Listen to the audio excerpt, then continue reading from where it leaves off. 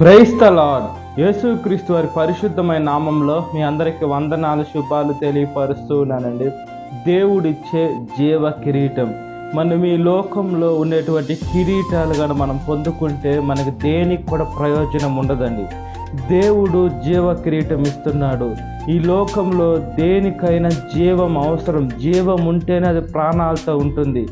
దేవుడు ఈ లోకంలో మనం చనిపోయిన తర్వాత మన పరలోకంలో జీవ కిరీటం పెట్టి ఆయనతో జీవించేదానికి యుగాలు మన తండ్రితో ఉండేదానికి దేవుడు కృపనిస్తూ ఉన్నాడు.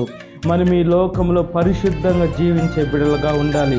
ఈ లోకంలో కొన్ని కిరీటాలు ఇస్తారు. అవి మనం పొందుకున్నా కూడా చివరిలో ఎవరైతే కిరీటం ఇచ్చారో వాళ్ళే మనల్ని తొక్కి వేసేటువంటి బిడలుగా ఉంటారు. వాళ్ళే మనకి గాయం రేపేటువంటి బిడలుగా ఉంటారు.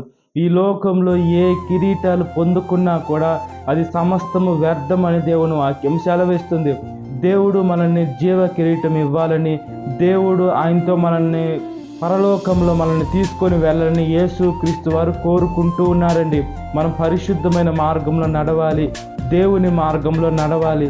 ఈ లోకంలో అనేక మార్గాలు ఉన్నాయి చెడిపోయేదానికి. ఈ లోకంలో అనేక మార్గాలు ఉన్నాయి మన మరణంలోకి వెళ్ళేదానికి. అయితే జీవంలోకి వెళ్ళాలంటే, సర్వసత్యంలోకి వెళ్ళాలంటే యేసుక్రీస్తు వారి ద్వారానే. కాబట్టి మనం ఆయన బిడలుగా ఈ లోకంలో జీవించినట్లుగా ప్రార్థన. మహాపరిశుద్ధాత్మ దేవ, మా ప్రియ పరలోకపు తండ్రి, మీరు మాకు జీవ కిరీటం ఇవ్వాలని ఆశపడుతూ ఉన్నారు.